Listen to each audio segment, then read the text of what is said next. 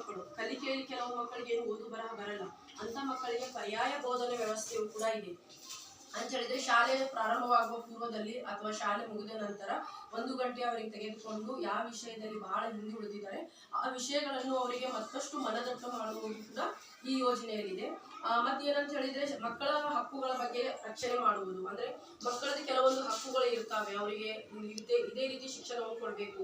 ಆನಂತರ ಈಗ ಎಕ್ಸಾಂಪಲ್ ಹೇಳ್ಬೇಕಂತ ಹೇಳಿದ್ರೆ ಬ್ಯಾಗ್ ರಹಿತ ದಿನಾಚರಣೆ, ಅಂದ್ರೆ ಪ್ರತಿ ತಿಂಗಳ 3ನೇ ಶನಿವಾರದಂದು ಮಕ್ಕಳು ಬ್ಯಾಗ್ ತಗೊಂಡು ಬರಬಾರ್ದು ಶಾಲೆಗೆ. ಯಾಕಂತ ಹೇಳಿದ್ರೆ ಪ್ರತಿದಿನ ಅವರು ತಮ್ಮ ಹೆಗಲ ಮೇಲೆ ಬ್ಯಾಗ್ ಅನ್ನು ಹೊತ್ಕೊಂಡು ಬಂದು ಸುಸ್ತಾಗಿರ್ತಾರೆ, ಆದ್ರೆ ಅವ್ರಿಗೆ ಉಚಿತವಾಗಿ ಆ ದಿನ ಫ್ರೀ ಆಗಿ ಬಿಡಬೇಕು. ಆ ಕಾರಣಕ್ಕಾಗಿ ಅವೆಲ್ಲ ಪಾಲನೆ ಆಗಿದಾವಿಲ್ಲ ಅಂತ ನೋಡ್ಬೇಕು. ಆನಂತರ ಮಕ್ಕಳಿಗೆ ಎಲ್ಲಾ ರೀತಿಯ ಜ್ಞಾನವನ್ನು ಇರ್ಬೇಕಂತ ಹೇಳಿದ್ರೆ ಈಗ ಒಂದು ಮಗು ಈಗ ನಾವು ಗ್ರಾಮೀಣ ಭಾಗದಲ್ಲಿ ಇರೋರು ಅಂತ ಹೇಳಿದ್ರೆ ಎಲ್ಲರೂ ಪಾಲಕರು ಓದಿರುವುದಿಲ್ಲ, ಜ್ಞಾನ ಇರೋದಿಲ್ಲ. ಆದ್ರೆ ಮಕ್ಕಳಿಗೆ ಉಚಿತವಾಗಿ ಅಂದ್ರೆ ಈಗ ನಮ್ಮ ಸಹಾಯವಾಣಿಗಳು ಇರ್ತವೆ, ಏನಾದ್ರೂ ಪೊಲೀಸ್ ಸ್ಟೇಷನ್ ಸಮಸ್ಯೆ ಆದ್ರೆ ಆ ಕರೆಗಳನ್ನು ಮಾಡ್ಲಿಕ್ಕೆ ದೂರವಾಣಿ ನಂಬರ್ ಇರ್ತದೆ, ಆಂಬುಲೆನ್ಸ್ ನಂಬರ್ ಇರ್ತದೆ, ಆ ನಂತರ ಫೈರ್ ಸ್ಟೇಷನ್ ಅಂದ್ರೆ ಅಗ್ನಿಶಾಮಕದ ನಂಬರ್ ಇರ್ತದೆ. ಅವೆಲ್ಲ ಮಾಹಿತಿಗಳು ಕೂಡ ಮಕ್ಕಳಿಗೆ ಸಿಗ್ಬೇಕಂತ ಹೇಳಿ ಒಂದು ಪ್ರದರ್ಶನ ಬೋರ್ಡ್ ಅನ್ನಾಗಿ ಮಾಡ್ಬೇಕಂತ ಹೇಳ್ತಾರೆ. ಒಟ್ಟು ನಮ್ಗೆ ಏನ್ ಕೊಟ್ಟಿದಾರಲ್ಲ, ಇದು ಅಡಿಟ್ ಮಾಡ್ಲಿಕ್ಕೆ 134 ಅಂಶಗಳ ಒಂದು ವರದಿಯನ್ನು ಕೊಟ್ಟಿದ್ದಾರೆ. ಅವೆಲ್ಲ ಶಾಲೆಯಲ್ಲಿ ಹಾಕಿರ್ಬೇಕು ಅವರು, ಅದನ್ನೆಲ್ಲ ಹಾಕಿದಾರೆ ಇಲ್ಲ ಅಂತ ಹೇಳಿ ಪ್ರತಿ ತಿಂಗಳಿಗೆ ಒಂದ್ಸಲ SDMC ಕಮಿಟಿ ಮಾಡಬೇಕು. ಅಂದ್ರೆ ಪಾಲಕರಿಗೆಲ್ಲ ಕರೆದು ನಿಮ್ಮ ಮಕ್ಕಳು ಓದಿನಲ್ಲಿ ಯಾವ ರೀತಿ ಪ್ರಗತಿಯನ್ನು ಹೊಂದಿದ್ದಾರೆ ಅಥವಾ ಹಿಂದುಳಿದಿದ್ದಾರೆ ಅದರ ಬಗ್ಗೆ ಚರ್ಚೆ ಮಾಡಬೇಕು. ಅದು ಮಾಡಿದಾರಿಲ್ಲ ಅಂತ ನಾವು ಪರಿಶೀಲನೆ ಮಾಡ್ತೇವೆ. ಮಕ್ಕಳಿಗೆ ಕುಡಿಯುವ ನೀರಿಗೆ ಸಂಬಂಧಪಟ್ಟಂತೆ ಕುಡಿಯುವ ನೀರು ಸರಿಯಾಗಿ ಸಿಗ್ತಾ ಇದೆ ಇಲ್ಲ, ಶೌಚಾಲಯ ಸರಿಯಾಗಿದೆ ಇಲ್ಲ, ಮತ್ತೆ ಮಕ್ಕಳ ಸಂಖ್ಯೆಗೆ ಅನುಗುಣವಾಗಿ ಶಿಕ್ಷಕರು ಇದಾರಿಲ್ಲ ಶಾಲೆಯಲ್ಲಿ, ಮತ್ತು ಶಿಕ್ಷಕರು ಸರಿಯಾದ ಸಮಯದಲ್ಲಿ ಶಾಲೆಗೆ ಹಾಜರಾಗಿ ಮಕ್ಕಳಿಗೆ ಕಲಿಸ್ಕೊಡ್ತಾ ಇದ್ದಾರೆ ಇಲ್ಲ.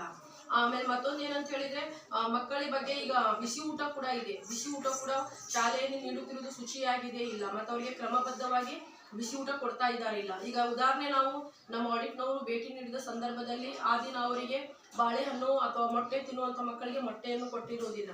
ಸರ್ಕಾರದ ನಿಯಮ ಏನಿದೆ ಅಂತ ಹೇಳಿದ್ರೆ ಡೈಲಿ ಅವರಿಗೆ ಮೊಟ್ಟೆ ಮತ್ತು ಬಾಳೆಹಣ್ಣು ಏನ್ ತಿಂತಾರೆ ಅದನ್ನು ಕೊಡ್ಬೇಕಂತ ಹೇಳಿದೆ. ಆ ದಿನ ಕೊಡ್ಲಿಲ್ಲ. ಅದು ಹೇಗೆ ಮ್ಯಾನೇಜ್ ಮಾಡ್ತಾರೆ ಸರಿಗೆ ಬಿಟ್ಟಿದ್ದದು, ಅದನ್ನ ನಾವು ಗಮನಿಸ್ಕೊಂಡಿದ್ದೇವೆ. ಈ ತರ ಎಲ್ಲ ಅಂಶಗಳು ಅಂದ್ರೆ ಏನ್ ಸರ್ಕಾರ ಕೊಟ್ಟಿದೆ ಅದು ಸದ್ಬಳಕೆ ಆಗ್ತಾ ಇದೆ ಇಲ್ಲ ಅನ್ನೋದನ್ನ ಪ್ರತಿಯೊಂದು ಅಂಶವನ್ನು ನಾವು ಇಲ್ಲಿ ಪರಿಶೀಲನೆ ಮಾಡ್ತೇವೆ. ಜೊತೆಗೆ ಪಾಲಕದ ಜವಾಬ್ದಾರಿ ಅಷ್ಟೇ ಇರ್ತದೆ. ಅಂದ್ರೆ ದಿನದ 24 ಗಂಟೆಯಲ್ಲಿ ಮಗು ಶಾಲೆಯಲ್ಲಿ 6ರಿಂದ 7 ಗಂಟೆ ಮಾತ್ರ ಉಳಿತದೆ, ಉಳಿದ ಎಲ್ಲ ಸಮಯ ನಿಮ್ಮ ಜೊತೆನೆ ಇರ್ತದೆ. ನೀವು ನಿಮ್ಮ ಮಕ್ಕಳ ಜೊತೆಗೆ ಫ್ರೀ ಆಗಿ ಅಂದ್ರೆ ನೀವು ಒಂದು ಪಾಲಕರಾಗಿ ಬರೀ ಬೆದರಿಸೋದು ಮಾತ್ರ ಮಾಡಬಾರ್ದು. ಒಂದು ಏನಂತ ಹೇಳಿದ್ರೆ ಸ್ನೇಹಿತರಾಗಿ ಅವ್ರ ಜೊತೆಗೆ ವರ್ತಿಸಿದ್ರೆ ಆ ಮಕ್ಕಳು ಶಾಲೆಯಲ್ಲಿ ಏನಾಯ್ತು ಏನಿಲ್ಲ ಅನ್ನೋದನ್ನೆಲ್ಲ ನಿಮ್ಮ ಹತ್ರ ಹೇಳ್ತಾರೆ. ಮಕ್ಕಳ ಜೊತೆ ಪಾಲಕರು ಮುಕ್ತವಾಗಿ ಬೇರಿಗೆ ಬರೀ ಹೊಡೆಯೋದು ಒಂದೇ ಅಲ್ಲ, ತಪ್ಪು ಮಾಡಿದಾಗ ಹೊಡೆಯೋ ಜವಾಬ್ದಾರಿ ಇದೆ, ಅದನ್ನು ಹೊಡೀರಿ. ಆದ್ರೆ ಅವರಿಗೆ ಬರೀ ತಂದೆ ತಾಯಿ ನೋಡಿದ್ರೆ ಮಕ್ಕಳು ಹೆದರಿ ಓಡಿ ಹೋಗ್ಬಾರ್ದು. ಪ್ರೀತಿಯಿಂದ ಅವ್ರಿಗೆ ಕರೆಸ್ಕೊಂಡು ಶಾಲೆಯಲ್ಲಿ ಏನು ಕಲಿಸಿದ್ದಾರೆ ನಿಮ್ಗೆ ಅನ್ನೋದನ್ನು ತಿಳ್ಕೊಳ್ಳಿ.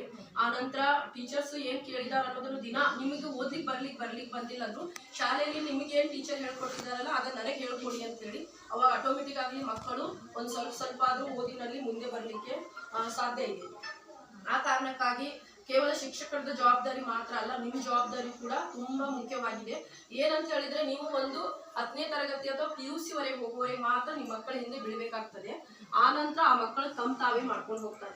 ನಾವು ನೋಡಿದ್ದು ಅಂದ್ರೆ ಈ ಸುಮಾರು ನಾವು ಈಗ ಒಂದು 60-70 ಶಾಲೆಗಳಿಗೆ ಭೇಟಿ ಮಾಡಿದಾಗ ಈ ಶಾಲೆಯಲ್ಲಿ ನೋಡಿದ್ವಿ ನಾವು, ಮಕ್ಕಳು ಕೂಡ ತುಂಬಾ ಚೆನ್ನಾಗಿದ್ದಾರೆ, ಅತಿಥಿ ಶಿಕ್ಷಕರು ಇದ್ರು ಪರವಾಗಿಲ್ಲ, ಚೆನ್ನಾಗಿ ಓದಿಸ್ತಾ ಇದ್ದಾರೆ. ಅದ್ರ ಜೊತೆಗೆ ನೀವು ಕೂಡ ಸಪೋರ್ಟ್ ಮಾಡಿದ್ರೆ ನಿಮ್ಮ ಮಕ್ಕಳು ಕೂಡ ಎಲ್ಲರಂತೆ ಒಂದು ಒಳ್ಳೆ ನಾಗರಿಕರಾಗಿ ಒಂದು ಸಮಾಜಕ್ಕೆ ಒಂದು ಒಳ್ಳೆ ಸೇವೆಯನ್ನು ಸಲ್ಲಿಸಬಹುದು ಅಂತ ಹೇಳ್ತಾ ಇಷ್ಟು ದಿನ ಶಾಲೆಗಳಿಗೆ ಈ ರೀತಿ ಎಲ್ಲ ಕಾರ್ಯಕ್ರಮ ಆಗ್ತಾ ಇಲ್ಲ. ಮಕ್ಕಳಿಗೆ ಶಾಲೆ ಕಳಿಸ್ಕೊಡ್ತಿದ್ರಿ, ಟೀಚರ್ಸ್ ಅವ್ರ ಪಾಡಿಗೆ ಅವ್ರು ಕಲಿಸ್ತಾ ಇದ್ರು. ಆದ್ರೆ ಈ ತರ ಎಲ್ಲ ಏನು ಮಾಹಿತಿಗಳು ಇರ್ತಾ ಇಲ್ಲ. ಇವು ಯಾರು ಸ್ವಲ್ಪ ಪಾಲಕರು ಚೆನ್ನಾಗಿ ಓದಿದ್ದಾರೆ ಅಂತವ್ರ ಮಕ್ಕಳಿಗೆ ಮಾತ್ರ ಮುಂದೆ ಕಳಿಸ್ತಿದ್ರು, ಮತ್ತೆ ಸ್ವಲ್ಪ ಹಿಂದುಳಿದವ್ರು ಏನು ಓದ್ಲಿಲ್ಲ ಅಂತ ಮಕ್ಕಳು ಪಾಪ ಮನೆಯಲ್ಲಿನೇ ಅರ್ಧಕ್ಕೆ ಶಾಲೆ ಬಿಟ್ಟರು ಕೂಡ ಪಾಲಕರು ಟೆನ್ಷನ್ ಮಾಡ್ಕೊಳ್ತಾ ಇಲ್ಲ. ಇವಾಗ ಏನಾಗಿದೆ ಅಂದ್ರೆ ಎಲ್ಲರಿಗೂ ಫ್ರೀ ಆಗಿ ಶಿಕ್ಷಣ ಇರೋದ್ರಿಂದ ಮಕ್ಕಳಿಗೆ ನಮ್ಮ ಹಳ್ಳಿ ಕಡೆ ಏನಂತ ಹೇಳಿದ್ರೆ ಒಂದು ಹುಡುಗಿ 18 ವರ್ಷ ಆದ ತಕ್ಷಣನೇ ಮದುವೆ ಮಾಡ್ಬೇಕಂತೀವಿ. ಆ ತರ ಮಾಡ್ಲಿಕ್ಕೆ ಹೋಗ್ಬೇಡಿ.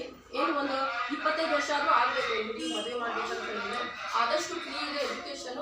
ಎಲ್ಲ ಮಕ್ಕಳು ಕೂಡ ಒಂದು ಡಿಗ್ರಿವರೆಗೆ ಓದಿನವರಿಗೆ ನೀವು ಸಪೋರ್ಟ್ ಮಾಡಿ ಅಂತ ನಾನೆಲ್ಲ ತಾಯಂದರಲ್ಲಿ ವಿನಂತಿಸ್ಕೊಳ್ತೇನೆ. ಮತ್ತು ಇಷ್ಟೊತ್ತು ನನಗೆ ಈ ವೇದಿಕೆ ಮೇಲೆ ಮಾತನಾಡಲಿಕ್ಕೆ ಅವಕಾಶ ಮಾಡಿಕೊಟ್ಟಂತ ತಮ್ಮೆಲ್ಲರಿಗೂ ವಂದಿಸುತ್ತಾ ನನ್ನ 2 ಮಾತನ್ನು ಮುಗಿಸ್ತಾ ಇದ್ದೀನಿ. ಈಗ ನಮ್ಮ ಸಂಪನ್ಮೂಲ ವ್ಯಕ್ತಿಯಾದ ಶ್ರೀಮತಿ ಅಶ್ವಿನಿ ಕೇಶ್ರೇಕರ್ ಅವರು ನಾವು ಶಾಲೆಯಲ್ಲಿ ಏನೇನು ಕಂಡುಕೊಂಡಿದ್ದೇವೆ ಅನ್ನೋದ್ರ ಬಗ್ಗೆ ನಿಮ್ಮ ಮುಂದೆ ಸವಿಸ್ತಾರವಾಗಿ ಮಂಡನೆ ಮಾಡ್ತಾರೆ.